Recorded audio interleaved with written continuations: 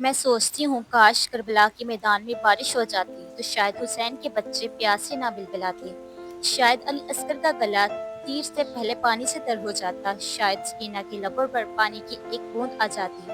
لیکن پھر میں رک گئی اور دل نے کہا اگر بارش ہو جاتی تو پھر کربلا کربلا نہ رہتی، پھر صبر کی وہ انتہا، وہ عظیم قربانی اور وہ بے مثال ایمان دنیا کو کیسے نظر آتا، پھر کیسے طریقے گواہی دیتی کہ پیاس میں بھی، زخموں میں بھی، تنہائی میں بھی حسین نے سجدے نہیں چھوڑے، نماز نہیں چھوڑی، اللہ سے شکایت نہیں کی۔ اللہ نے بارش اس لیے نہیں برسائی کیونکہ وہ چاہتے تھے کہ کربلا صرف ایک جنگ نہ ہو بلکہ قیامت تک ایک سبق ہو، ایک پیغام ہو کہ جب حق کے لیے کھڑے ہوتے ہیں تو آسانی نہیں آتی مگر اللہ کا قرب ضرور ملتا ہے۔ یہی کربلا ہے جہاں پیاس بھی عبادت ہے اور آنسو بھی شہادت۔ کبھی سوچنا کاش بارش ہو جاتی مگر پھر دل سے یہ صدا ضرور آئے گی، نہیں وہی ہوا جو اللہ کو منظور تھا اور جو ہوا وہی حق تھا۔